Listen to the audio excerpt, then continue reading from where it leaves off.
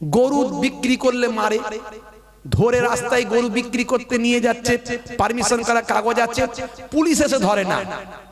ওই সব চেলা চম্পট গুলো, অসভ্য বর্বর গুলো তাদেরকে লাগিয়ে দিয়েছে, তারা এসে নিরীহ অসুস্থ বৃদ্ধ মানুষদের দাঁড়ি ধরে মারে। এর থেকে লজ্জা কিছু আছে? আমি বলেছিলাম গরুকে জাতীয় পশু করে দেন, গরুকে জাতীয় পশু করে দেন, আমরাও গরুকে রেসপেক্ট করব, সম্মান করব। গরু আর মার্কেটে কেউ বিক্রি করতে পারবে না। আর গরুকে কি করছেন ভালো করে খবর নিয়ে দেখুন, ইন্টারনেট সার্চ করুন। সারা পৃথিবীর মধ্যে ভারতবর্ষ হলো গরুর মাংসকে কেটে পিস করে নির্মম ভাবে হত্যা করে। মুসলমানরা তো পানি খাইয়ে আদব করে সম্মান করে হত্যা করে, জবাই করে। ওরা নির্মম ভাবে মেশিনে ঢুকিয়ে দেয়, নির্মম ভাবে পানি না পান করিয়ে অসভ্যের মতো সেই গরুগুলোকে মেশিনে ঢুকিয়ে হত্যা করে সেই গরুগুলোকে বিদেশে প্যাকেট করে পাঠিয়ে দিচ্ছে। সারা পৃথিবীতে এই বিফ এক্সপোর্ট কোম্পানি যত আছে তার মধ্যে সবচেয়ে বিফ এক্সপোর্ট করা দেশসমূহের মধ্যে ভারতবর্ষ হলো 2 নম্বরে র‍্যাঙ্ক, মানে সবচেয়ে বেশি। ভারতবর্ষ এই দেশ থেকে গরু কেটে বিদেশে পাচার করছে, এ তথ্য জানা নাই? খবর নিন, ইন্টারনেট সার্চ করুন, গুগল সার্চ করুন। যতগুলো বড় বড় বিফ এক্সপোর্ট কোম্পানি আছে ভারতে, নামগুলো সব দিয়েছে মুসলমানের নাম। কত বড় 2 নম্বরই জালি পিস সব, খালি মানুষকে বোকা বানানো কাজে দেয়। আর প্রথম সারির মিডিয়াগুলো সব বিক্রি হয়ে গেছে, সত্য কথা তুলে ধরে না গদি মিডিয়া। আর আমাদের এই এতগুলো ইউটিউব দেখতে পাচ্ছেন, একটাও কাজের নয়, সব বেকার। এরা শুধু এসেছে 1.5 ঘন্টা করে ওয়াজ ছাড়বে, খাজা গরিব নামাজ পানির উপর দিয়ে উড়ে চলে নারে তাকবীর, আল্লাহু আকবার। খাজা গরিব নামাজ পানির উপর দিয়ে উড়ে চলে গেল, 1.5 ঘন্টার ওয়াজ। যে ওয়াজটা ছাড়লে, যে বক্তব্যটা দিলে আমাদের সমাজটা হেদায়েত হবে, উপকার হবে, হিন্দু মুসলমানের মধ্যে ঐক্য তৈরি হবে, হিন্দু ভাইরা বুঝতে পারবে মুসলমানরা তাদের শত্রু নয়। 14টা মুসলমান 96টা হিন্দুকে হত্যা করতে পারে না। যদি মুসলমানদের রাজা বাদশাগুলো সব খারাপ থাকতো, যদি ঔরঙ্গজেব প্রতিদিন প্রত্যেকদিন 10,000 করে মুসলমান বানাতো, তাহলে ভারতবর্ষে হিন্দু সম্প্রদায়ের মানুষ কখনো সংখ্যাগুরু থাকতো না। এগুলো বুঝাবে কে? গদি মিডিয়া তো সব বিক্রি হয়ে গেছে, তারা তো নেতাদের কাছে বিক্রি হয়ে গেছে। সাধারণ ভোলা ভালা হিন্দু মুসলমান মানুষকে ভুল বুঝিয়ে সমাজটাকে শেষ করে ফেলছে, ধ্বংস করে ফেলছে। আর আমাদের এত ইউটিউব, যাক আল্লাহ তুলেছে, যে আমি দোয়া করি, এরা অনেক তবু অনেক ওয়াজ নাসিহাতের কাজটা করছে। কিন্তু শুধু এটা করলে হবে না বাপ, তোমাদের আরেকটা করে চ্যানেল করো, সেখানে কাটিং ভিডিও 10 মিনিট করে দাও, 15 মিনিট করে দাও, ওটা নিউজ হিসেবে কাজ করবে। আরো কতগুলো নিউজ চ্যানেল আমাদের তৈরি হয়েছে, ও যে যার পার্টির কাছে বিক্রি হয়ে গেছে, সেই পার্টিরই শুধু নিউজ করে, সাধারণ মানুষের কথা তুলে ধরে না। খুব সমস্যা হয়ে গেছে ভাইরা আমার, তরুণ যুবকেরা আমার। সম্রাট ঔরঙ্গজেব 49 বছর রাজত্ব করেছিল। সম্রাট ঔরঙ্গজেবের আমলে 22% অন্যান্য যত রাজা বাদশা আকবর, হুমায়ুন থেকে শুরু করে ভাই আমার, খুব বেশি হলে 22% হিন্দু ভাইরা সেই বাদশার অধীনে তারা বিভিন্ন দপ্তরে চাকরি করত। কিন্তু সম্রাট ঔরঙ্গজেবই একমাত্র ব্যক্তি যিনি 22 থেকে 32% পর্যন্ত অমুসলিমদের চাকরি দিয়েছিলেন। অনেকে প্রশ্ন করেছিল, আপনি এটা কি করে করছেন, আপনি মুসলিমদেরকে বেশি দিচ্ছেন না কেন? তখন তিনি বলেছিলেন, ধর্ম ধর্মের জায়গায়, কর্ম কর্মের জায়গায়। আমি কাজ দেখি, কাজের জায়গায় ধর্ম দেখি না। ধর্মটা ধর্মের জায়গায় থাকে, কর্মটা কর্মের জায়গায় থাকে। যে কাজের মানুষ তাকে আমি কাজে লাগাই, তারা উপযুক্ত বলে তাদের আমি এই জায়গায় নিয়ে এসেছি। 32% বাড়িয়েছিলেন, জিজ্ঞাসা করবেন। বালাজি মন্দির সম্রাট ঔরঙ্গজেব তার জায়গা দিয়েছিলেন বালাজি মন্দির করার জন্য। নিশ্চয়ই তিনি 12টা মন্দির ভেঙেছিলেন। তার সময় 50,000 মন্দির ছিল। ভালো করে শুনুন, ইন্টারনেট সার্চ করবেন, পাবেন। মানুষকে ভুল বোঝালে তো হবে না। ওই গদি মিডিয়ার কথা শুনে বিশ্বাস করলে হবে না। সব গদি মিডিয়া বিক্রি হয়ে গেছে। এদের একটাই কাজ, মানুষকে বোকা বানাও, ঝগড়া লাগাও। ঝগড়া লাগালে আর কিছু দিতে হবে না, চাকরি দিতে হবে না, ব্যবসা দিতে হবে না, ইনকাম দিতে হবে না, মানুষ কোনো প্রশ্ন করবে না। এদের এটাই কাজ। এরা মরলে বুঝতে পারবে মহান স্রষ্টার কাছে এদেরকে দাঁড়াতে হবে, সেদিন ক্ষমা হবে না, এরা ক্ষমা পাবে না। সম্রাট ঔরঙ্গজেব 12টা মন্দির ভেঙেছিলেন, শুধু মন্দির ভেঙেছিলেন এটা বলা হয়। কটা মন্দির ভেঙেছিলেন? 12টা মন্দির ভেঙেছিলেন। তার রাজনৈতিক কারণ ছিল, কি কারণে ভেঙেছিলেন জানবেন ভালো করে। 12টা মন্দির ভাঙলেও অসংখ্য মন্দির তিনি নিজে তৈরি করে দিয়েছিলেন। শুধু মন্দির ভেঙেছিলেন তা নয়, ওটা বলা হয় মসজিদও ভেঙেছিলেন, এটা অনেকে জানে না, ভালো করে জানবেন। অনেকগুলো মসজিদ তিনি ভেঙেছিলেন। মহারাষ্ট্রে তাজিয়া হয়েছিল, তাজিয়া, হাই হাসান হাই হোসেন, এই মিছিল করতে গিয়ে বহু মানুষ মারা গিয়েছিল। ওই তাজিয়া বন্ধ করে দিয়েছিলেন। সম্রাট ঔরঙ্গজেবের কাজগুলো আপনাকে জানতে হবে, শুনে রাখুন। সম্রাট ঔরঙ্গজেব সম্পর্কে যদি আপনি জানেন, আপনি বুঝতে পারবেন তিনি এমন একজন মানুষ ছিলেন, তিনি রাজকোষের অর্থ কোনোদিন ভক্ষণ করতেন না। তিনি বই লিখতেন, কেতাব লিখতেন, সেই কেতাব মার্কেটে বিক্রি করাতেন, সেখান থেকে অর্থ ভক্ষণ করতেন। আর মাথার টুপি, এই টুপি নিজে হাতে তৈরি করতেন, সেই টুপি বিক্রি করে সেই টুপি দিয়ে অর্থ চালাতেন। রাজকোষের অর্থ তিনি ভক্ষণ করতেন না। এটা আমি বলছি না, ভারতের প্রথম সারির মিডিয়া পর্যন্ত লিখেছিল। যখন ওই ঔরঙ্গজেব রোডটা চেঞ্জ করা হচ্ছিল, তখন আমার বাংলার বড় বড় মিডিয়াগুলো এই তথ্যটা দিয়েছিল, সেটাও আমার কাছে রাখা আছে। বানানো গল্প বলছি না, একটু কথা বেশি উত্তেজিত হয়ে বলে ফেলছি আসলে, বুঝতে পারছেন তো। কারণ এমনি মানুষজন ফাঁকা ছিল, যাকে একটু এসে বসে মোটামুটি হয়েছে, ম্যানেজ হয়েছে। হ্যাঁ, তার উপরে পরিবেশ পরিস্থিতি যা চলছি আমরা, খুব খারাপ লাগছে আমাদের সমাজের অবস্থা দেখে। ভাইরা আমার, কি কথা আপনাদের বলবো আমি, একটা উদাহরণ দিলে বুঝতে পারবেন। এই যে দিল্লি বিস্ফোরণ হলো, এই দিল্লি বিস্ফোরণে কি দেখানো হলো? প্রথম দিনই দেখা গেল 4-5 জন মুসলমানদের বড় বড় ডাক্তারদেরকে অ্যারেস্ট করা হলো। তাদের সবাই আবার মুখে এত বড় বড় দাড়ি। আর প্রথম সারির মিডিয়াগুলো এমন প্রচার করলো, এমন ভাবে প্রচার করলো প্রথম সারির মিডিয়াগুলো, গদি মিডিয়াগুলো, 1 ঘন্টা ছাড়া ছাড়া আপডেট, 1 ঘন্টা ছাড়া ছাড়া আপডেট। আর শুধু ছবি দেখাচ্ছে, নাম দিচ্ছে, ছবি দেখাচ্ছে, নাম দিচ্ছে। 86% হিন্দু ভাইদেরকে বোঝানোর চেষ্টা করছে বারবার, এই দাড়িওয়ালা টুপিওয়ালা এই মুসলিমরা, এরা ডাক্তার হোক আর যাই হোক, সব কারা জঙ্গি। আমরা কি বুঝি না? এটাই বোঝানোর চেষ্টা করছো। এর মধ্যে রাজনীতি, বিভাজন, হিন্দু মুসলমানের বিভাজন করতে পারলি ভোটে টিকে থাকবো। মাত্র কয়েকটা দিন কেটেছে, এই দেখুন, তথ্য ছাড়া কথা বলি না, আনন্দবাজার.com ছোট্ট করে লিখে দিল, এত দিন ধরে প্রচার করলো, আর সেটা ছোট্ট করে লিখে দিল, দিল্লি বিস্ফোরণে যুক্ত নন, ধৃত 3 চিকিৎসককে মুক্তি দিল এনআইএ, ছাড়া পেলেন দিনাজপুরের নিসারও। 4 জন যে ডাক্তারকে অ্যারেস্ট করেছিল, তাদেরকে সবাইকে ছেড়ে দেওয়া হলো, এবং বেকসুর খালাস, তারা কোনো দোষী নয় বলে প্রমাণিত হয়ে গেল। যখন দোষী নয় বলে প্রমাণিত হচ্ছে, তার আগে তাদের অনেক বড় সর্বনাশ হয়ে গেছে। তারা রেপুটেড পারসন, শিক্ষিত মানুষ, তাদের অনেক অসম্মান হয়ে গেছে, সারা দেশের কাছে, সারা বিশ্বের কাছে তাদেরকে জঙ্গি বানানো হয়ে গেছে। তখন এখন আর বড় বড় করে হেডিং করা হচ্ছে না সব মিডিয়াতে, এখন ছোট্ট করে আনন্দবাজার.com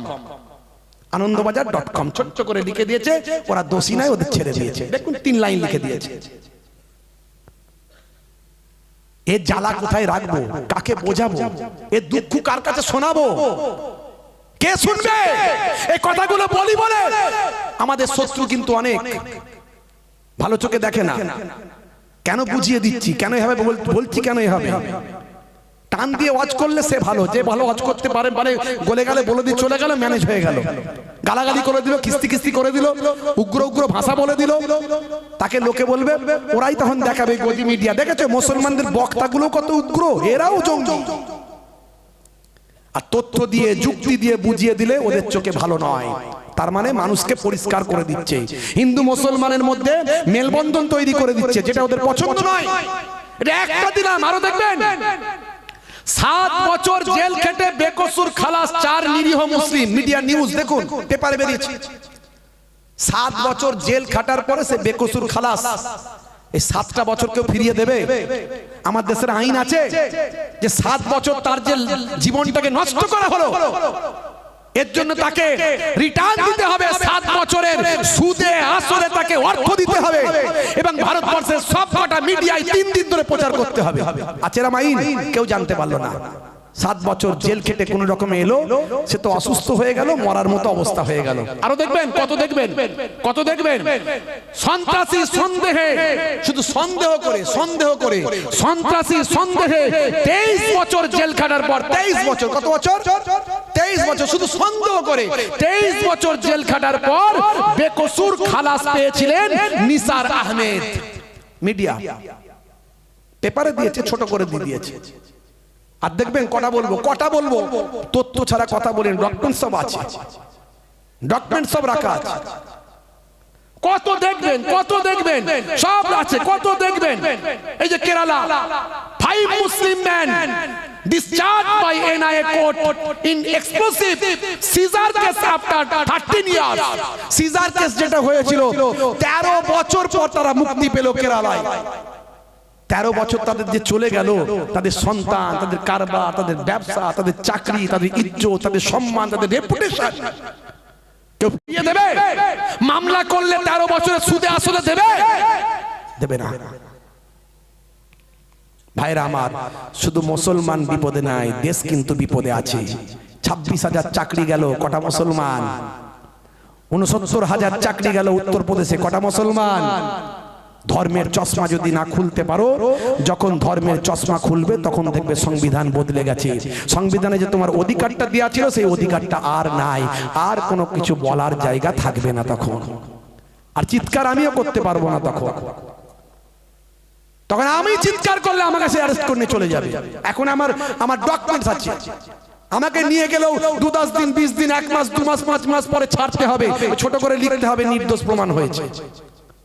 কারণ আমি কোনো অন্যায় করিনি। আমি যা বলছি অন ক্যামেরা বলছি, উইথ এভিডেন্স বলছি। আমি একজন টিচার লোক, আমি পীরের আওলাদ, দুদিক থেকে পীরের আওলাদ।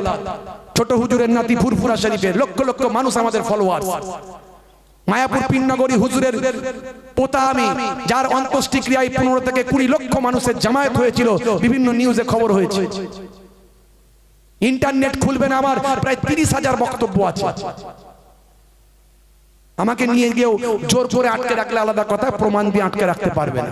কিন্তু সেদিন আমি আর কথা বলতে পারবো না, আইন তখন পাল্টে যাবে।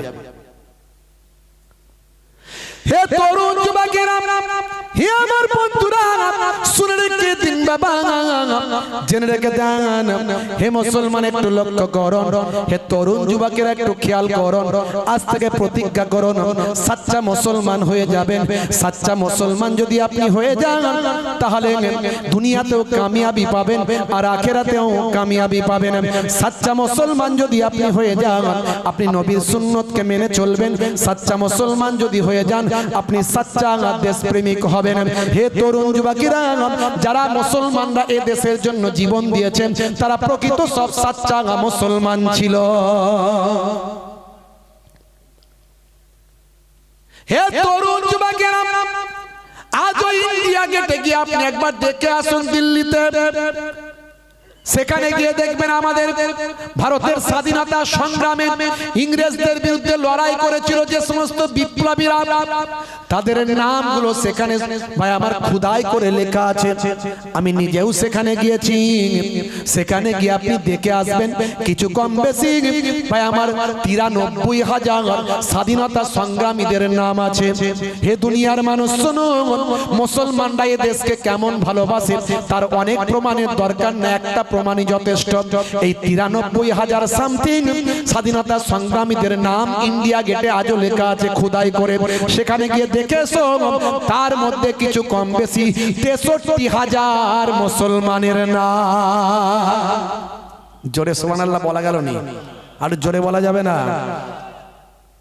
আর বড় প্রমাণ লাগবে মুসলমানরা দেশকে কেমন ভালোবাসে। কিন্তু বড় দুঃখ লাগে, এত বড় একটা দ্বিতীয় বৃহত্তম জনগোষ্ঠী মুসলমান ভারতবর্ষে বাস করে প্রায় 30 থেকে 40 কোটি। এই 40 কোটি মানুষের ভাবাবেগকে নিয়ে যেভাবে খেলা হচ্ছে, তাতে যে কোনো সময় ভয়ঙ্কর কিছু ঘটে গেলে আশ্চর্য হওয়ার কিছু নাই। মানুষ ঘুমিয়ে আছে, ঘুমন্ত বাঘ ঘুমিয়ে থাকে, কিন্তু বারবার লেজেতে খোঁচা দিলে তারও তো একটা রাগ আছে রে বাবু, নাকি? মিটুলি সাপেরও তো ভাই আমার ওই কামড়ানো দাঁতটা আছে। তখন কি করবে? তখন তার কোনো কথা বলে লাভ হবে না। অর্থাৎ আমাদের লিডারদের ভাবতে হবে তারা কোন পথে দেশটাকে নিয়ে যাবে। হে তরুণ যুবকেরা, হে আমার বন্ধুরা, হে আমার মুরব্বিয়ানেরা, শুনে রেখে দিন বাবা, জেনে রেখে দেন। হে মুসলমান, একটু লক্ষ্য করুন। আপনাদের মাঝখানে একটা ছোট্ট উদাহরণ দিয়ে শেষ করি। কষ্ট হচ্ছে আপনাদের? সবাই বলেন কষ্ট হচ্ছে? লোক তো ফাঁকা, যা কিছু যে এসে বসেছেন আমার কপাল ভালো যে বলেটা এসে বসেছেন, আলহামদুলিল্লাহ। কি বলছেন, শেষ করে দেবো না হবে? সবাই বলছেন কারা কারা চান না হাত তুলে দেখান। সত্যি চান না? না চান? ঝোঁকে ঝোঁকে ঝোঁকে হয়ে গেছে, মানে অনেক ওয়াজ শুনেছেন তো, আর কত মনে রাখবেন, ঝোঁকে উঠে যাচ্ছে। কি কথা ঠিক না? মাশাআল্লাহ। এবার বলেন তো দেখি কারা কারা চান, হাত তুলে দেখান তো দেখি। নারে তাকবীর, নারে তাকবীর। মাশাআল্লাহ মাশাআল্লাহ। একটা ছোট্ট নমুনা দেবো, বেশি রাত করব না। এমনি প্রথম থেকে আমি বলেছিলাম দোয়া করে ছেড়ে দেবো, তা আপনারা এসে বসেছেন বলে কিছু কথা বলে ফেলছি। একবার মহাব্বতের সঙ্গে দরুদ শরীফ আল্লাহুম্মা সাল্লি আলা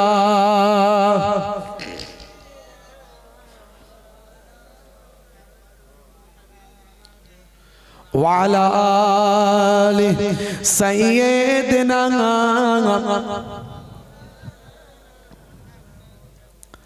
আল্লাহুম্মা সাল্লি আলা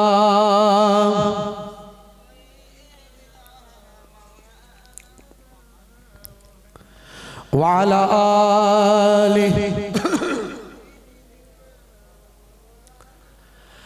আইলা মুহাম্মদ দরুদ সালাম, আইলা মুহাম্মদ দরুদ সালাম, তুমি যে মনিব আমার, আমি যে গোলাম। আমি তখন মক্কা শরীফে ছিলাম। একটু চাটাও খাবেন না নাকি? কি করছেন কি? উফ আল্লাহ, জোশের মধ্যে পড়ে গেছে সব কি সব। মাশাআল্লাহ মাশাআল্লাহ, আল্লাহ কবুল করেন, আল্লাহ কবুল করেন। আমি তখন মক্কা শরীফে ছিলাম।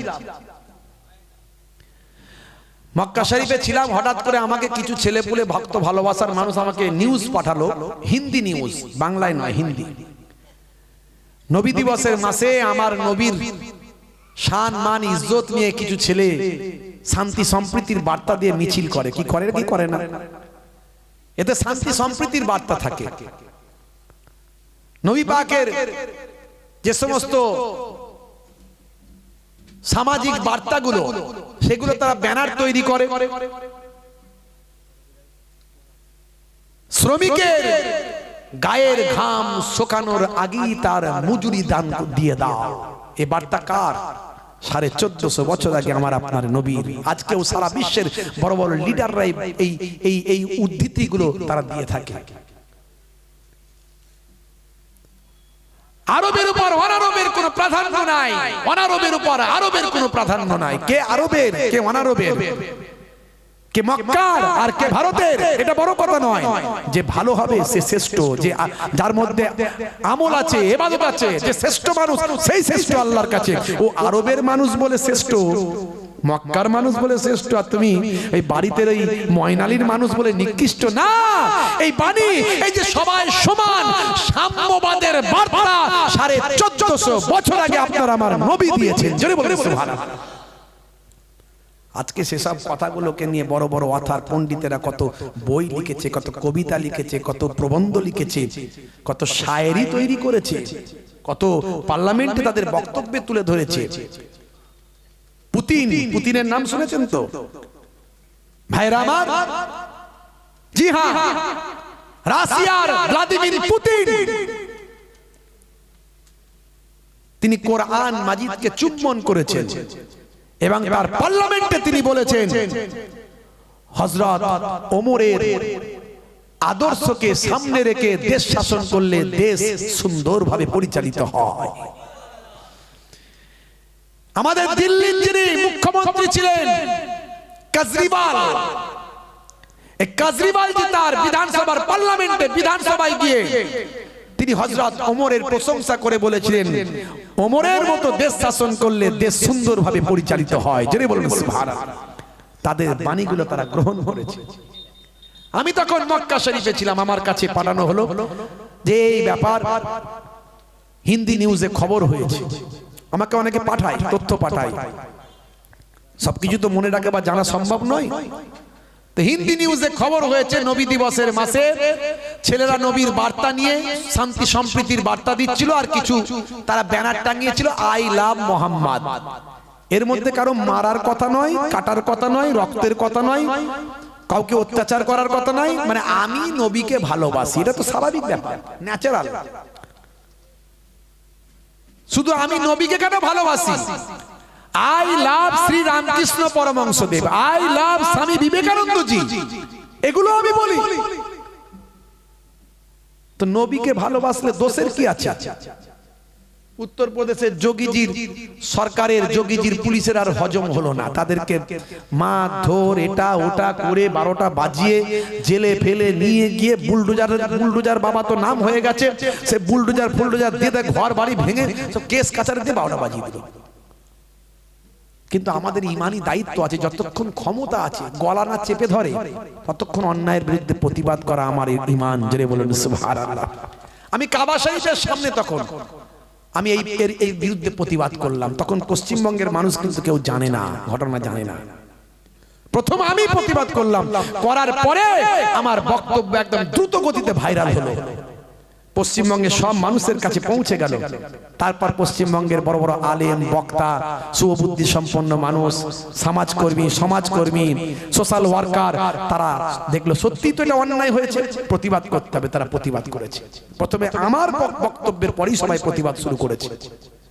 আমি মদিনা শরীফে গেলাম, নবী পাকের রওজায়, সেখানে যাওয়ার পরে আমার মনটা বড় কষ্ট হলো। আমার নবীর সবুজ গম্বুজ দেখে, আহারে আমার নবী দয়ার নবী, মায়ার নবী, কোনদিন জাতি ধর্ম ভেদাভেদ তিনি করেননি, শান্তি সম্প্রীতির বার্তা দিয়েছেন, তিনি মানুষের দুঃখ দুর্দশায় বিপদে পাশে দাঁড়িয়েছেন, না খেয়ে অনাহারে থেকে অন্যকে খাইয়েছেন। আর সেই মহানবীর নিয়ে এত বড় অপমান, এত বড় কটূক্তি, আমার নবীর অসম্মান, আমার নবীকে নিয়ে একটু কবিতা লিখতে হবে। জানেন আমি একটু ভাঙাচোরা কবি, আবার একটু সময় পেলে 2-4 লাইন করে লিখে ফেলি। তা আমি সেখানে এই কবিতাটা লেখার, আই লাভ মুহাম্মদ দরুদ সালাম, আই লাভ মুহাম্মদ দরুদ সালাম, তুমি যে মনিব আমার, আমি যে গোলাম। জোরে হবে না? এটাও ভাইরাল হয়ে গেছে, প্রায় সবাই শুনে ফেলেছে। কেন লিখেছিলাম সেটা বললাম। আই লাভ মুহাম্মদ দরুদ সালাম, আই লাভ মুহাম্মদ দরুদ সালাম, তুমি যে মনিব আমার, আমি যে গোলাম। জোরে হবে না? আর জোরে হবে না? তোমারই ব্যানার দেখো ছিঁড়ে ফেলেছে, কত আশিকের দেখো জুলুম করেছে, তোমারই ব্যানার দেখো ছিঁড়ে ফেলেছে, কত আশিকের দেখো জুলুম করেছে, না জেনে না বুঝে অন্যায় করেছেন, না জেনে না বুঝে অন্যায় করেছেন, তোমার আশিকদের ইশক জেগেছে। জোরে হবে না? জোরে হবে না? এত সুন্দর কথা নিজে লিখে নিজে মুখে শোনাচ্ছি, তাও জোরে সুবহানাল্লাহ দিচ্ছেন না, তাহলে কি হবে বলেন দিন? আমাদের বিপদ আছে না? নাই বলেন, রাগ করবেন না, মাঝে মাঝে মজাক করে নিচ্ছি একটু। পাবেন এরকম নিজে লিখে নিজে গাওয়া, কটা হুজুর গাইবে, আং পাং তাং অনেক কিছু বলে দেবো, উড়িয়ে দেবো, এই করে দেবো, সেই করে দেবো, ওই হলেই হলো নাকি? কাজের জায়গায় কাজ করে দেখাতে হবে, কথা ঠিক না ভুল? হ্যাঁ, আর যে কাজ করে বলে কম, যে কাজ করে বলে কম।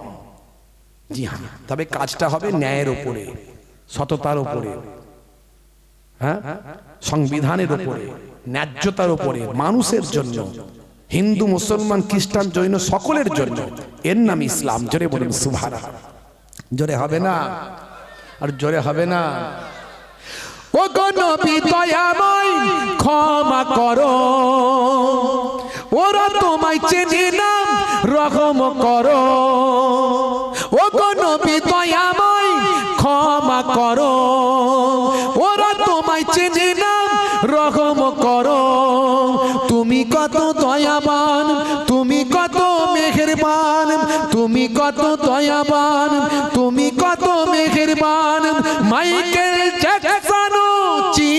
ছিল,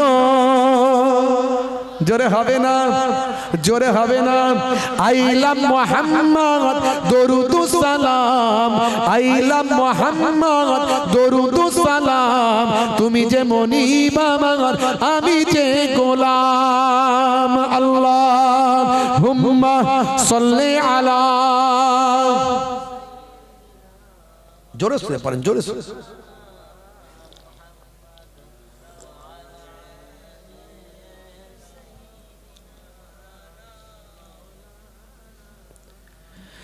এক ছিল নারী কাঁটা দিত,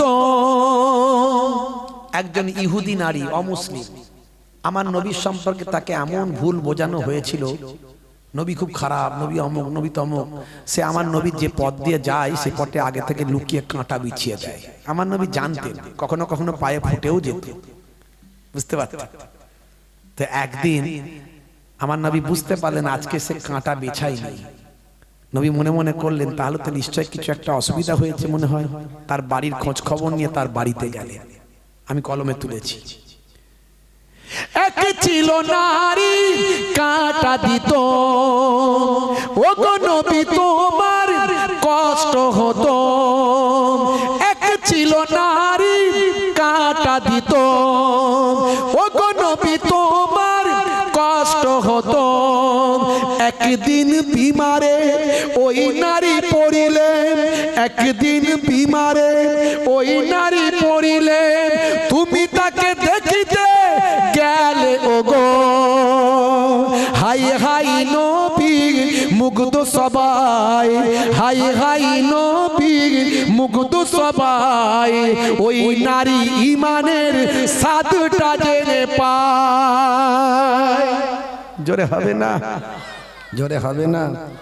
আমার নবী যখন তার বাড়িতে গেল, সে বলে আরে বাপ রে বাপ, আমি যাকে কাঁটা বিছিয়ে কষ্ট দিই সে আমি কেন কাঁটা বিছাইনি খোঁজ খবর নিতে আমার বাড়ি।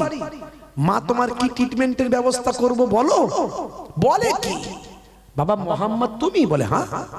আরে তোমার নামে এত অপবাদ, এত দুর্নাম, এত খারাপ, এত তুমি এইসব বলে আমার দেশের লোক, আর আমি তো দেখছি তুমি পুরো উল্টো, তোমার মতো মানুষ তো হয়নি আর হবে না। হ্যাঁ বলে বাবা মোহাম্মদ আমি ভুল করেছি, আমাকে ক্ষমা করে দাও। বাবা কাঁদতে লাগলো, বাবা মোহাম্মদ আমাকে ক্ষমা করে দাও, আর তোমার শিষ্যা আমাকে বানিয়ে নাও, আমি তোমার আদর্শ নিতে চাই। জোরে বলেন সুবহানাল্লাহ। জোরে হবে না, আর জোরে হবে না। আইলাম মুহাম্মদ দরুদুস সালাম, আইলাম মুহাম্মদ দরুদুস সালাম, তুমি যে মনিব আমার, আমি যে গোলাম, তুমি যে মনিব আমার, আমি যে গোলাম। আল্লাহুম্মা সাল্লি আলা, জোরে সরে বলুন, জোরে সরে।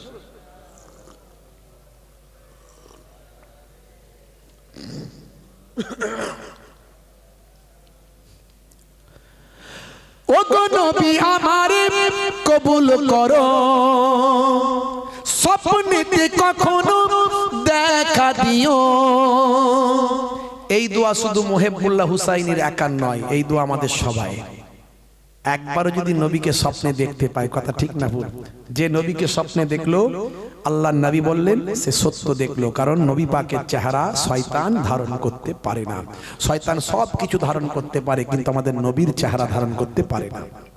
তাই এখানে আমি কলমে লিখেছি, ও গো নবী আমারে কবুল করো, স্বপ্নেতে কখনো দেখা দিও। কবরের ঘরে একবারে এসো, কবরের ঘরে একবারে এসো, কিয়ামতে হুসাইনের চিনে নিও। আইলাম মুহাম্মদ দরুদুস সালাম, আইলাম মুহাম্মদ দরুদুস সালাম, তুমি যে মনিব আমার, আমি যে গোলাম। আল্লাহুম্মা সাল্লি আলা,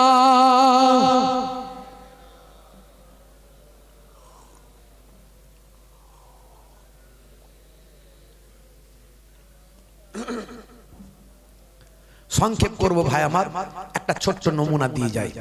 যদি আপনি নবীর আশিক হয়ে যান, প্রকৃত আল্লাহওয়ালা হয়ে যান, সাচ্চা মুসলমান হয়ে যান, তাহলে আপনি দেশ প্রেমিক হবেন, সাচ্চা দেশ প্রেমিক হবেন, আপনি একজন অনেস্ট মানুষ হবেন, একজন সৎ মানুষ হবেন।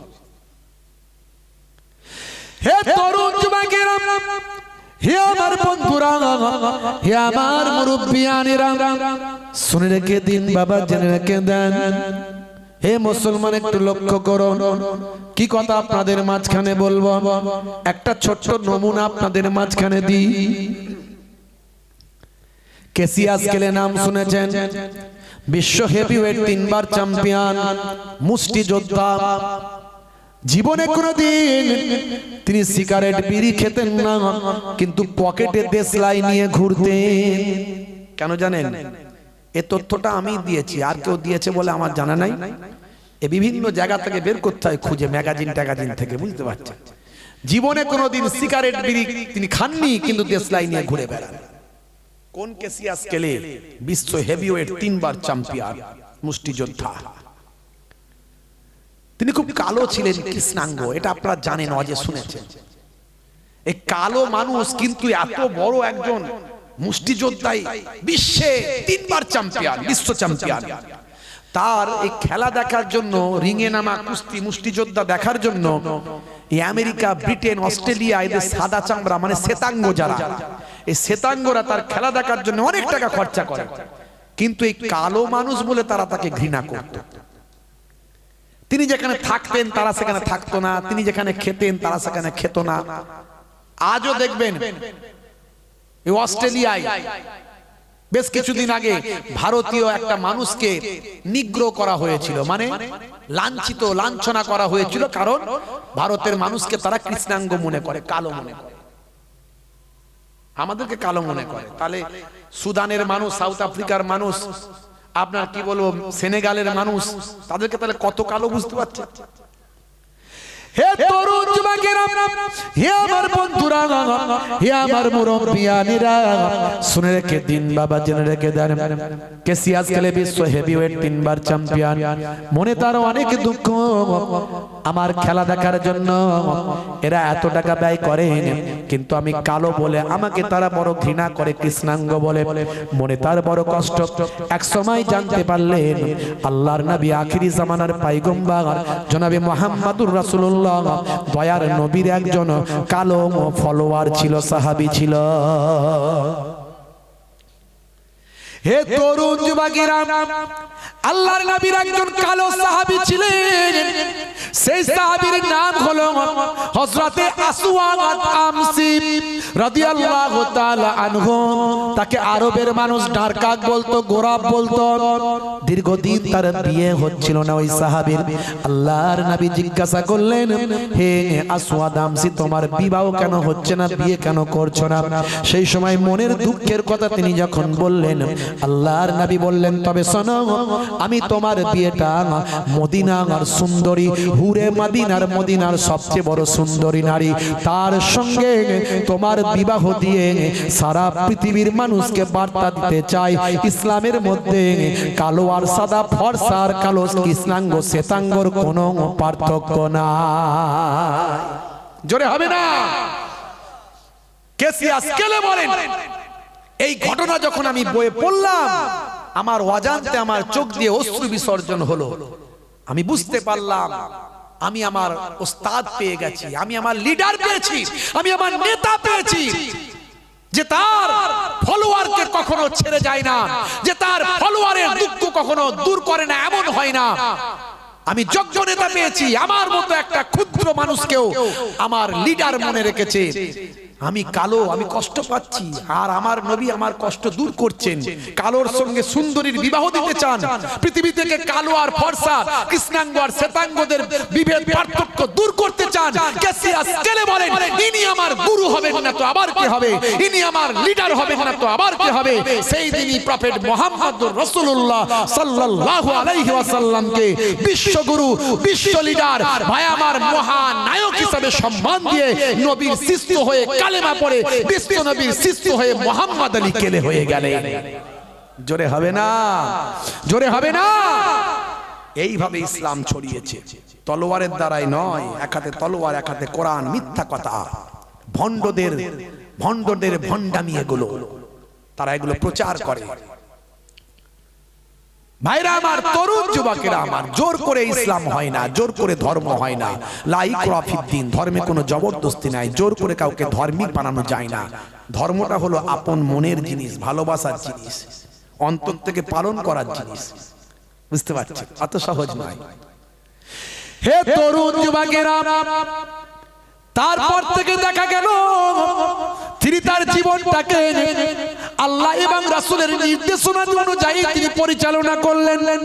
হে তরুণ যুবকেরা, যতদিন তিনি বেঁচে ছিলেন ভালো ভালো কাজ করতেন, মানুষের সেবা করতেন, মানুষের বিপদে দাঁড়াতেন, জাতি ধর্ম বর্ণ নির্বিশেষে মানুষের পাশে তিনি দাঁড়িয়ে যেতেন। শিক্ষার জন্য অনেক কাজ করেছেন, তার জীবনে যত ইনকাম ছিল সব শিক্ষার ক্ষেত্রে তিনি ব্যয় করেছেন। আর সর্বদা তিনি আল্লাহ এবং রাসূলের নির্দেশ মেনে চলতেন। 5 ওয়াক্ত নামাজ তিনি পড়েছেন, রাসূলের সুন্নতগুলো মানার চেষ্টা করেছেন। বন্ধুরা আমার, তরুণ যুবকেরা, তাকে তার ভক্তরা জিজ্ঞাসা করলো, স্যার, অনেকে প্রশ্ন করে আপনি তো সিগারেট বিড়ি খান না, পকেটে দেশলাই কেন থাকে? সিগারেট বিড়ি খাওয়া নেশা, অনেকে বলে মাকরু, আবার অনেকে বলে মাকরুয়ে তাহরিমি, অনেকে বলে মাকরুয়ে তানজিহি, কেউ বলে হালালের কাছাকাছি, কেউ বলে হারামের কাছাকাছি। যাই হোক, হালালের কাছাকাছি হোক আর হারামের কাছাকাছি হোক, জিনিসটা তো মাকরু।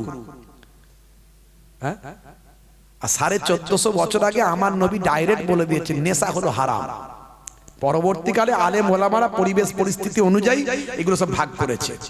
কিন্তু যদি আপনি সচ্চা মুসলমান হন, আপনি ছেড়ে দেবেন, নেশা আমি করব না। মুসলমানের ছেলে যত রকমের নেশা আছে না নাই, মদ খোর, গাঁজা খোর, পাতা খোর, সিগারেট খোর, চুরুট খোর, তিরঙ্গা খোর, গুটকা খোর আছে না নাই বলেন? নেশা খোর, হ্যাঁ। তারপর ওই আপনার কি বলে, ওই যে সব হিরোইন খোর, আবার ওইদিকে কি জানো আঠা খায়, ডেন্ডাইট, হ্যাঁ ডেন্ডাইট আঠা। বুঝতে পারছো কি অবস্থা?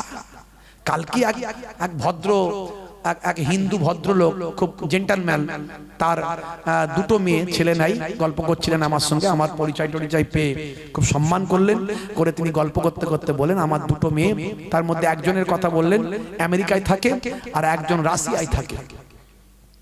তিনি রাশিয়ার গল্প আমাকে শোনালেন, বলে আমার মেয়ে আমাকে বলছে রাশিয়ার গল্প।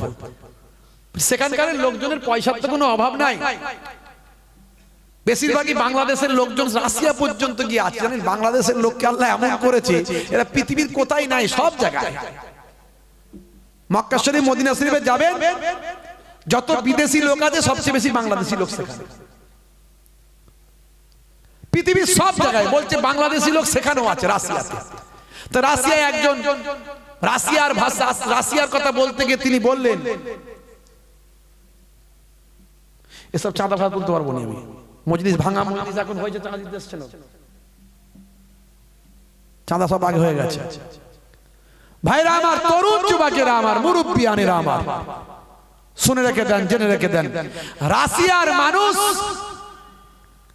সেখানে রুশ ভাষা বলতে হবে, রুশ ভাষা বলতে হবে। তারা ভাষার উপরে খুব, তারা ইংরেজিতে কথা বলবে না। বলছে আমার মেয়ে যখন প্রথম গেল, যাওয়ার পরে সর্বনাশ, ভাষা বুঝতে পারে না, টাইম দেওয়া আছে ইউনিভার্সিটিতে, সেখানে যেতে হবে। তিনি একজন ডাক্তার, ওনার মেয়ে ডাক্তার, ল্যাবেতে কাজ করেন, বড় ল্যাবের অফিসার, না ডাক্তারের মেডিসিনের বড় অফিসার, তার ইউনিভার্সিটিতে যাবেন। তো ঠিকঠাক বলতে পারছেন না, ভাষা বলতে পারছেন না, রুশ ভাষা ঠিক মতো বলতে পারছেন না। যাকে বলে ইংরেজিতে সে কথা কান দেয় না, চলে যায়। যাকে বলে ইংরেজিতে সে শোনে না, চলে যায়। কি বিপদ বলেন দেখিনি? একজন বাঙালি মহিলা রাশিয়ায় গিয়ে অবস্থা, বলছে কিছুক্ষণ পরে, বাই হার্ট বলছি, আল্লাহি আল্লাহ সাক্ষী, তিনি বলছেন আমার মেয়ে বলল একজন দাড়িওয়ালা একটা মানুষকে দেখতে পেলাম, তো মনে হলো যেন মুসলিম, মনে হলো যেন মুসলিম। তো মুসলিম ওই দাড়িওয়ালা চাচাকে একটু ইংরেজিতে বললাম, ইংরেজিতে বললাম I come from India, West Bengal. তখন যেই তার ভাষা শুনেছে, বলছে are you Indian, are you Indian? Yes. I am Bangladesh, I come from Bangladesh. তো সে বলছে আমি তো বাংলাদেশের মানুষ রে বাবা, বলো তোমার কি সমস্যা। ওই মুসলিম চাচা তখন ওই মহিলাকে নিজের গাড়িতে লিফট দিয়ে ভাই আমার সোজা ওই এয়ারপোর্ট ওই বিশ্ববিদ্যালয়ে পৌঁছে দিয়ে বড় উপকার করেছেন। এটা আমাকে গল্পটা সেদিন পরশুদিন শোনালেন ওই মহিলা সরি মহিলার বাবা, মানে মহিলা তো আছে রাশিয়াতে, ওই মহিলার বাবা শোনালেন। উনি গল্প করতে করতে আমাকে অনেক কথা বললেন। ভাইরা আমার, তরুণ যুবকেরা আমার, মুরব্বিয়ানেরা আমার, সে দেশে এইরকম কালচার মানে ভাষা জানতেই হবে, ভাষা জানতেই হবে, না হলে আপনার কোনো সেখানে দাম দেবে না, সেখানে কোনো মূল্য নাই। তো মুসলমান তরুণ যুবকেরা আমার, কেসিয়া স্কেলের কথা বলছিলাম। সেই কেসিয়া স্কেলে জীবনে কোনোদিন বিড়ি সিগারেট খাননি, কিন্তু পকেটে দেশলাই নিয়ে ঘুরে বেড়ায়, দেশলাই নিয়ে ঘুরে বেড়ায়। লোকে জিজ্ঞাসা করে যে আপনি দেশলাই নিয়ে কেন ঘুরে বেড়ান? হে তরুণ যুবকেরা, হে আমার বন্ধুরা, শুনে রেখে দিন বাবা, জেনে রেখে দেন। হে মুসলমান একটু লক্ষ্য করুন, তরুণ যুবকেরা একটু খেয়াল করুন বাবা। এমন সময় কেসিয়া স্কেলে বলেছিলেন, হে দুনিয়ার মানুষ শুনে রেখে দাও, তোমরা তোমাদের বাপ চোদ্দ পুরুষের সময় থেকে তোমরা মুসলমান, তোমরা হলে পাই চান্স মুসলমান। আর আমি কেসিয়া স্কেলে মোহাম্মদ আলী কেলে, আমি হলাম বাই চয়েস মুসলমান। হে তরুণ যুবকেরা, মুসলমান আজকে নেশাখোর, পাত্তাখোর, গাঁজাখোর আছে। যে কথাটা বলতে গেলাম, উনি বললেন আমার মেয়ে বলছে সে দেশের মানুষ এত পয়সাওয়ালা, তাদের কাজ করা লাগে না, তাদের সব বাংলাদেশের মানুষ, অন্যান্য জায়গার মানুষ এসে সে দেশে কাজ করে, আর ও দেশের মানুষগুলো এত বড় বড় নেশাখোর, আপনি ভাবতে পারবেন না। বলছে এক একটা জায়গা রাউন্ড দেওয়া আছে, সেখানে পুলিশ আসবে না, ওটা নেশা করারই জায়গা, ওটা নেশা করারই জায়গা। ওখানে আসবে যে যার হিরোইন খাওয়ার হিরোইন খাবে, কেউ ইনজেকশন নেওয়ার নেবে, কেউ ওই আপনার কি বলে ওই যে ডেনডাইট আটা খাওয়ার খাবে, যার যেমন নেশা। বলছে ঘর থেকে গাড়ি করে ওখানে নিয়ে এসে ছেড়ে দেয়, আবার যখন যাওয়ার প্রয়োজন হয় একটু নেশাটা কাটলে টাললে যদি মোবাইল করে ডেকে নেয়, চলে এসো আমার নেশা হয়ে গেছে চলে যাব, তখন আবার নিয়ে যায়। বুঝতে পারছেন, নেশা করার এলাকা। কিন্তু শুনে অবাক, বলেন কি মশাই? বলে হ্যাঁ আমার মেয়ে বলেছে আমাকে। বলছে বাবা জানো না ওখানকার কি সিচুয়েশন, পয়সার অভাব নাই, লেখাপড়ার অভাব নাই, শিক্ষার অভাব নাই, কিন্তু লোকগুলো হতাশায় ভুগছে, মানসিক স্বস্তি নাই, নেশা করে দিন কাটায়। বড় বড় ধনী লোক, বড় বড় এডুকেটেড লোক, বলছে কেউ কেউ ওখানে এসে দিন রাত থাকে ওখানে। আমাদের এখানে যেমন সেই পথহারা পথ ভোলা কিছু পাগল ছাগল লোক রাস্তায় পড়ে থাকে, ওই রকম পড়ে থাকে। বলছে ওইখানে ওদের সংসার ধর্মের মতো সব বাচ্চা কাচ্চা নিয়ে ওইখানেই আছে, নেশা করছে শুধু। পয়সার অভাব নাই তো, ঘর থেকে খাবার দিয়ে যায়, খেয়ে নাই, কেউ খাইয়ে দিল খেলো, না হলে নেশা করে করে চললো। এখন আবার মরে গেল, চলে গেল। 1450 বছর আগে আল্লাহর নবী বলেছেন নেশা হারাম। এরপরেও কিছু মুসলমানের ছেলে নেশা করে আছে না নাই? আসলে এরা সাচ্চা মুসলমান হতে পারেনি। ভালো চলছে, ধান্দা খাচ্ছে, রজনীগন্ধা আছে না নাই? কারবারে অশান্তি, চালাচ্ছে শান্তি, মন করবে কমল, খাচ্ছে ওরা বিমল, যেখানে বসবে সেখানটা চষে দিয়ে বেরিয়ে যাবে, পুচ পুচ পুচ পুচ। আমি বলি 12 বছর ঘাস জন্মাবে না, 12 বছর ঘাস জন্মাবে না। মুসলমানের ছেলে হাই রে হাই, জিভ ঠোঁট দাঁত সব এক, হুজুর তাকবীর দিচ্ছে না, আল্লাহু আকবার আস্তে করে বলছে, বড় করে হাঁ করতে পারে না, আছে না নাই? আমি মাঝে মাঝে ভাবি আমার এত গ্যাস লাগে, এদের মুখের গন্ধ লাগে এই তিরঙ্গা গুটকা এইসবে, তো এদের বউগুলো টেকে কি করে? তারপরে বুঝতে পারি যে আমরাই তো ওয়াজে বলি স্বামীর পায়ের তলায় স্ত্রীর জান্নাত, তা আমাদের মায়ের আর কি করবে? তারা যতই যাই হোক না কেন স্বামীকে স্বামীর মর্যাদাটা দেয় মুসলিম ঘরে। মুসলিম ঘরের ছেলেরা বাপকে বাপ মাকে যতই যাই হোক বাপ মায়ের মর্যাদাটা দেয় বাবু, বললে হবে না। তার প্রমাণ আজও বৃদ্ধাশ্রমগুলো গিয়ে দেখুন, মুসলিম বৃদ্ধাদেরকে পাবেন না, পাবেন না। আর সবচেয়ে খারাপ দেশ হয়ে গেছে এই বাংলাদেশটা। এত মুসলমান ওখানে বাস করে, এত ওয়াজ হয়, এত জলসা হয়, বলতে লজ্জা লাগে। একটা দেশের বদনাম করা উচিত নয়, করব না, কিন্তু মিডিয়ায় দেখি কত রকমের যে ওখানে মদ পদ দল মদ বোঝা মুশকিল, বুঝতে পারছেন ভাইরা আমার, তরুণ যুবকেরা আমার, কত রকমের জেকের হচ্ছে। জেকের শুনলে মাথা খারাপ। জেকের করতে করতে স্টেজের ভাই আমার প্যান্ডেলের ওপর দিয়ে উঠে প্যান্ডেল ভেঙে বাঁশ ভেঙে ভাই আমার ওদিক থেকে উঠে ছুটে এসে হুজুরের কাঁধের উপর দিয়ে হুজুরকে নিয়ে টিকবাজি খেয়ে গেল। আছে না? কত ভণ্ডামি যে দেখবো আল্লাহ বাংলাদেশের। একজন মাওলানা সাহেব ওয়াজ করছে, বলছে একটা পীর সাহেব মজলিসে ঢুকে পড়েছে। কিছু লোক তার ভক্ত আছে, পীর সাহেব ঢুকেছে, পীর সাহেব ঢুকেছে। মাওলানা সাহেব বলছে পীর সাহেবের দিকে তাকিয়ে দেখি সারা শরীরটা এক চুল কাপড় নাই, পুরো ন্যাংটো। বলছে কি পীর সাহেব রে? বলছে আমাদের ন্যাংটা বাবা। সর্বনাশ করেছে। বাস্তব বলছি, গল্প বলছি না, বানানো কথা বলছি, ভাববেন না। মাওলানা সাহেব বলছে এ আবার ন্যাংটা বাবা কোথায়? তারাও পাগল ঢুকেছে, তারাও পাগল ঢুকেছে, পাগল তারাও মজলিসে ন্যাংটা মেয়ে ছেলে পুরো দিক ওদিক আছে কি। তখন পীর সাহেব বলছে মাওলানা সাহেব দাঁড়ান দাঁড়ান দাঁড়ান, আস্তে আমার কথাটা শোনে। কি কথা? বলছে আপনি আমাকে এই অবস্থায় দেখে আপনি এসব কথা বলছেন, তারান তারান পাগল ছাগল, আপনি জানেন না, আপনি বোঝেন না, আপনি কি আমাকে অপমান করছেন? আপনার আমার সম্পর্কে জ্ঞান নাই। আপনি যেটা দেখে এরকম করছেন সেটা হলো আমার আলিফ। সেটা কি? আলিফ। আলিফ বোঝেন তো নাকি? আরবিতে আলিফ বা তা সা পড়েছে ছোটবেলায়, ছোটবেলায় পড়েছেন তো নাকি? কি জি, ওটা হলো আলিফ। মাওলানা সাহেব তো বিরাট বেকায়দায় পড়ে গেছে। বলে কি রে এ? বলে কি? মাওলানা সাহেব মারাত্মক বেকায়দায় পড়েছে। বলে উত্তরটা কি দিয়ে এত লোকের মাঝখানে আমাকে মারাত্মক কথা বলে দিল, আলিফ বলে দিল একদম। তখন মাওলানা সাহেব বলছে বুঝলাম পীর বাবা আপনার ওটা আলিফ, কিন্তু আলিফ তো খালি, বায়ের নিচে এক নোক্তা, তায়ের পেটে দু নোক্তা। আলিফ তো খালি, কিন্তু এক আলিফের তলায় কেন নোক্তা?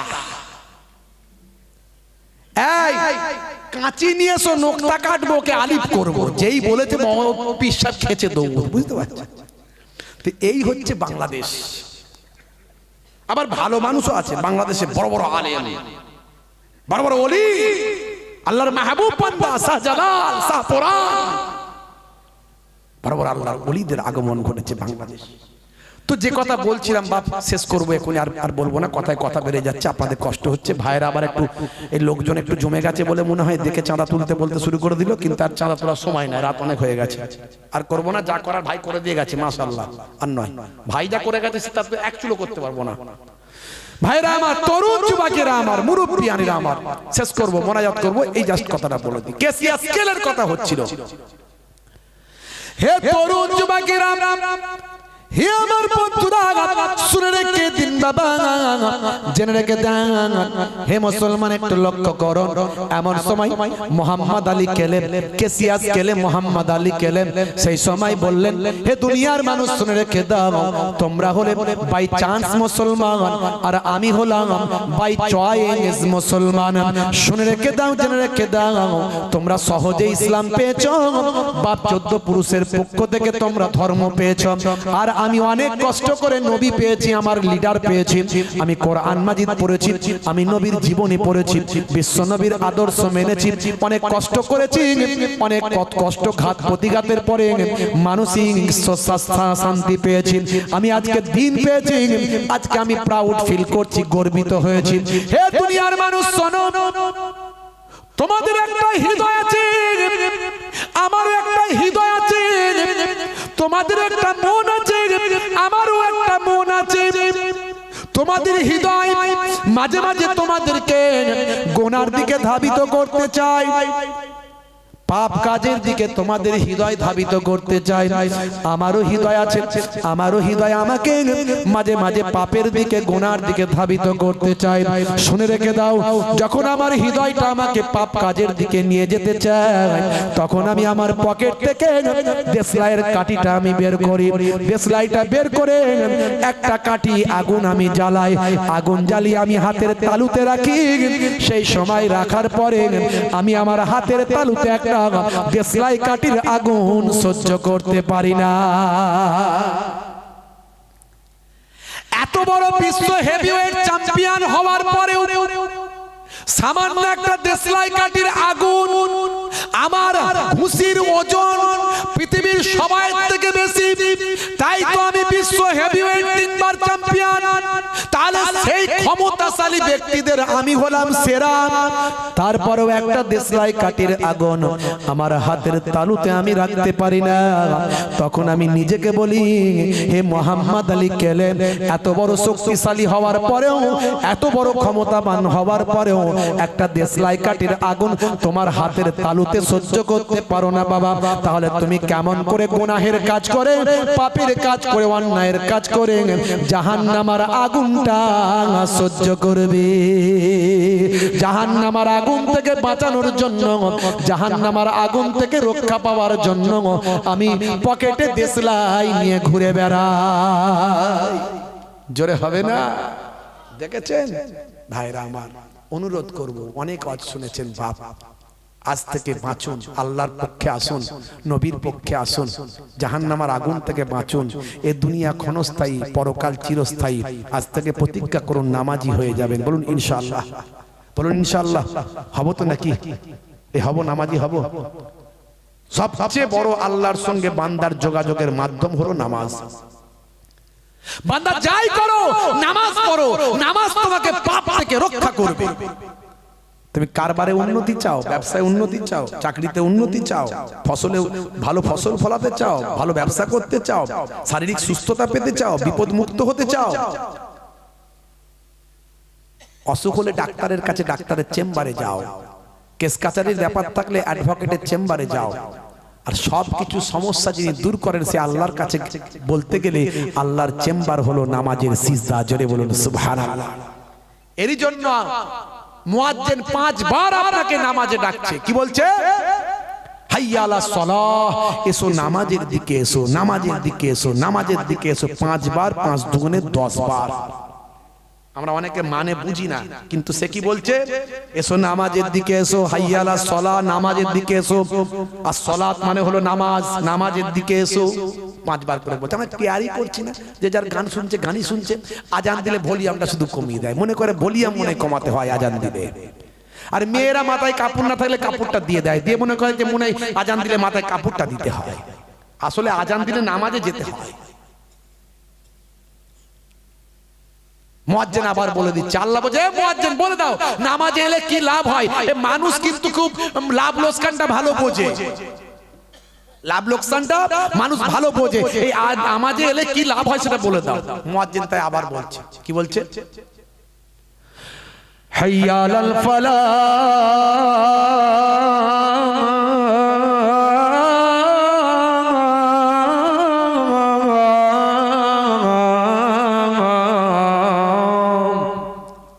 নামাজ এলে আমি আল্লাহ তোমাকে কামিয়াবি দান করে দেব। জোরে হবে না? তাহলে আজ থেকে আমরা কামিয়াবি পেতে চাই। সবাইরই দুঃখ যন্ত্রণা কষ্ট বিপদ আপদ রুজি রোজগার ছেলে মেয়ে আলাওলাদ আছে তো নাকি? তাহলে আল্লাহর কাছে শান্তি যদি পেতে চাই নামাজ পড়তে হবে। কি পড়বো তো নাকি? বলেন ইনশাআল্লাহ। বলুন না পড়বো? আরে বলুন না ভাই। দুনিয়া কদিনের?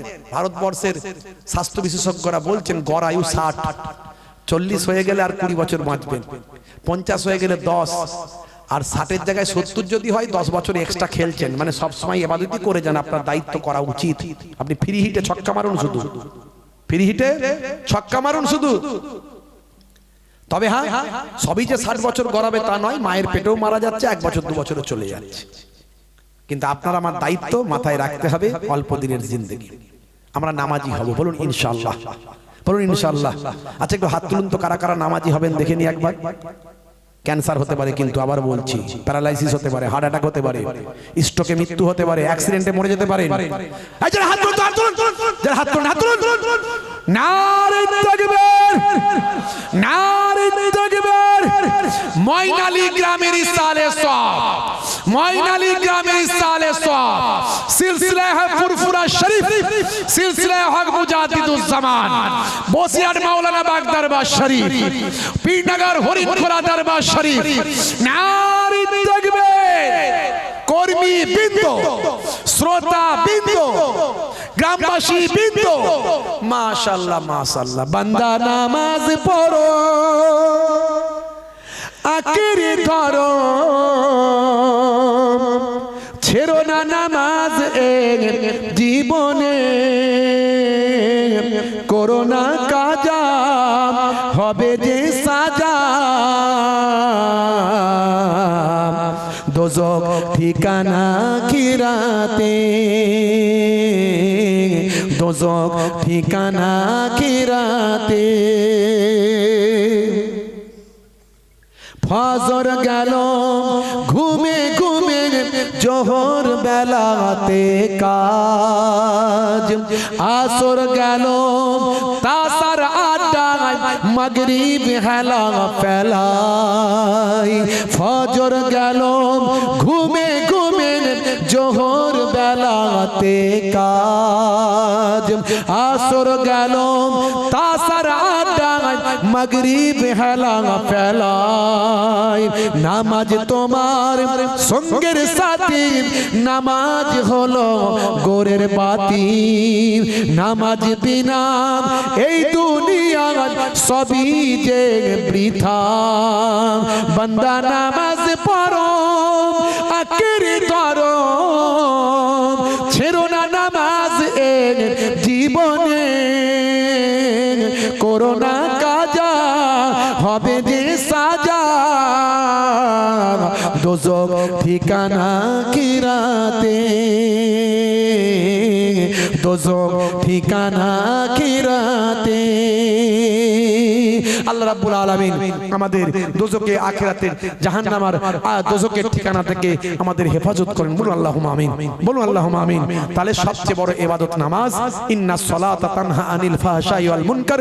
নামাজ আপনাকে অন্যায়, অশ্লীলতা, অপরাধ থেকে দূরে সরাবে। আপনি প্রথমে নামাজি হয়ে যান, দেখবেন আস্তে আস্তে পাপ কাজ, অন্যায় কাজ আপনার কাছ থেকে সরে যাচ্ছে। এটা হলো আল্লাহর নির্দেশ। আর নবীর একটা বড় নির্দেশ বলে যায়, নবীর বড় নির্দেশ হলো, দয়ার নবীর বড় নির্দেশ হলো মুখের দাড়ি, মুখের দাড়ি। অনেকে দাড়ি রাখতে কিন্তু বোধ করে, লজ্জা বোধ করে, এখানে এই সেক্টরে কাজ করি, ওই সেক্টরে কাজ করি, হুজুর আমাকে এইভাবে ডিল করতে হয়, এই করতে হয়। আরে ভাই, এখন বিরাট কোহলির মুখে দাঁড়িয়ে আছে, হরভজন সিং এর মুখে দাঁড়িয়ে আছে, হ্যাঁ, লিওনেল মেসির মুখে দাঁড়িয়ে আছে, ভারতের বর্তমান প্রাইম মিনিস্টারের মুখে দাঁড়ি, এক্স প্রাইম মিনিস্টারের মুখে দাঁড়ি ছিল। হাসিম আমলা তো এত বড় সুন্নতি দাড়ি নিয়ে মাঠ কাঁপিয়ে ঘুরে বেড়ায়, নবীর শিষ্য বুঝিয়ে দেয় সারা পৃথিবীকে, দেখো। হ্যাঁ, হাসিম আমলা, জুনায়েদ জামশেদ, মঈন আলী খান, পৃথিবীর কত বড় বড় সেলিব্রিটিরা মুখে দাড়ি রেখেছে। হ্যাঁ, মোহেবুল্লাহ হুসাইনির মতো যদি দাড়ি রাখতে লজ্জা পান, আপাতত ছোট হলেও রাখুন, ইমানি শক্তি বেড়ে গেলে তখন বড় দাড়ি রাখবেন। এখন ছোট ছোট হলেও রাখুন, something is better than nothing. নাই মামার চেয়ে কানা মামা ভালো। এই অবস্থায় যদি মরে যান, মুনকার নাকির ফেরেশতা বলবে কবরে গেলে মান রব্বুকা, দেখতে পাবে নবীর সুন্নাত বলে, নবীকে ভালোবাসে, মুখে ছোট হলেও দাড়িটা রাখা, হতে পারে ওই দাড়িটাই হবে নাজাতের জারিয়া। জোরে বলুন সুবহানাল্লাহ, জোরে হবে না? দুটো কাজ।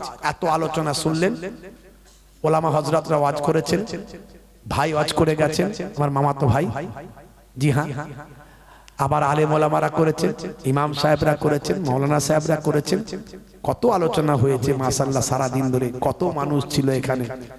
যাক, কিছু মানুষ যে এসে হাজির হয়েছে, আলহামদুলিল্লাহ, প্রত্যেককে আমি থ্যাঙ্কস জানাই, ধন্যবাদ জানাই।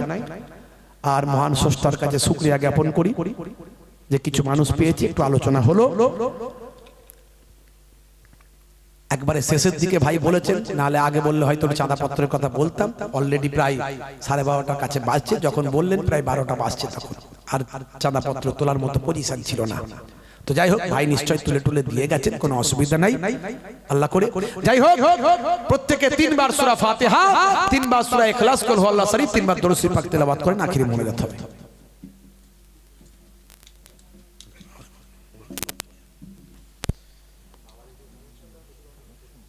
আর কি হবে? আর কিছু হবে? আর কিছু হবে? সে পরের বছর ফের আল্লাহ যদি করে। আর কি করব আমি, করতে পারি? আগে বলতে হতো, আগে বলতে হতো, আর এখন আর হয় আগে বলতে হতো, এখন আমি কি করব? 10 মিনিটে বলো তোমরা, দাও, কে দেবে বলো? 50 কেজি চাল দাও বলো, আছে? অত তো আমি সেই ওয়াজ করে করে বলতে পারবো না, চাল দিলে এই সব হবে গো, ওই নবীর সঙ্গে জান্নাতে যাবে গো, এই বলতে বলতে আমার আধ ঘন্টা লেগে যাবে, তারপর আবার চাইবে। কিন্তু আমি ডাইরেক্ট চাইছি, দাও আমাকে। আগে বলতে হতো, তোমরা 10টার সময় বলতে পারতে, 10:30টার সময়, যে একটু চাঁদা তুলতে হবে। তখন তো লোক ছিল 15টা, এই শুধু ইউটিউবওয়ালারা বসছিল। তো বলেন এবারে 50 কেজি চাল হবে কেউ? বলেন না, নাহলে বলুন ভাইরা বলবে হুজুর আপনি চাইলেন কই? বলেন, তুমি 10 মিনিট বলে দিচ্ছি, চান একটু দেন, 50 কেজি চাল হবে, 25 কেজি চাল হবে? এভাবে বললে তো হবে না, আমি জানি। চাঁদা তুলতে গেলে 1 ঘন্টা সময় লাগে মিনিমাম, বুঝতে পারছেন? আপনারা যারা দেননি দেবেন, আমি সবাইকে বলবো আপনারা সহযোগিতার হাত বাড়াবেন, বুঝতে পারছেন? আপনারা সহযোগিতার হাত বাড়াবেন। এরকম দিনের কাজ, ভালো কাজ, এই যে কত কথা শুনতে পেলেন বলুন তো, এই যদি ঠিকঠাক ভাবে এরা কেটে কুটে ছাড়ে, এর দ্বারা অনেক মানুষের উপকার হবে। কিন্তু এরা ছাড়বে বলে মনে হয় না, এরাই ওয়াজ ছাড়বে, ঘটনা। হ্যাঁ, তোমরা চ্যানেল তৈরি করো, তোমাদের চ্যানেল চলবে না, 5000 4000 করে ভিউ হবে, আমি লিখে রাখো, বলে দিচ্ছি। সেসব সময় পার হয়ে গেছে, ওয়াজের সময়। এখন কারেন্ট অ্যাফেয়ার্স গুলো তৈরি করো, কারেন্ট অ্যাফেয়ার্স নতুন নতুন পাবে প্রত্যেক দিন, প্রত্যেক দিন নতুন নতুন হুজুরদের কারেন্ট অ্যাফেয়ার্স গুলো নাও, ছাড়ো, ভালো চলবে। আর যারা এখন মিডিয়ার লাইনে চলে গেছে, ওরাও তো বিক্রি হয়ে গেছে সব, বেশিরভাগই শুধু ওই পার্টির লোকের বক্তব্য ছাড়া আর কিছু ছাড়ে না। মিলিয়ে নেবেন, ম্যাক্সিমাম মিডিয়া গুলো এখন সব এক এক জায়গায় সব বিক্রি হয়ে গেছে। আমার জানি তো ভাই, তাদের সব জায়গা থেকে টাকা আসে, আর তারও না চলবে না, উপায় নাই, কি করবে? বুঝতে পারছো? তো তোমরা এক কাজ করো, তোমরা এই ভালো ভালো বক্তা আলেম ওলামাদের এই কারেন্ট অ্যাফেয়ার্স নিয়ে যেগুলো বলে, সেগুলো তোমরা কাটিং করে ছাড়ো, দেখবে মিলিয়ন মিলিয়ন ভিউ হয়ে যাবে তোমাদের। আমি বলছি, কথা দিচ্ছি, ভিড় হবেই হবে। 10 মিনিট 15 মিনিটের বক্তব্য রাখবে, আর এই এতক্ষণে 1.5 ঘন্টার বক্তব্য, লোকে ওয়াজ চালিয়ে কত ওয়াজ শুনবে? ওয়াজ শোনার সময় পার হয়ে গেছে। রাতের বেলা লোকে ওয়াজ চালিয়ে দিয়ে ঘুমিয়ে যায়, 15 মিনিট শুনতে শুনতে ঘুমিয়ে গেল, 1.5 ঘন্টা মুহিবুল্লাহ হুসাইনের ওয়াজ এমনি হয়ে গেল, ফাঁকা, কেউ শুনলই নি, ফারিস্তারা শুনলো, বুঝতে পারছেন?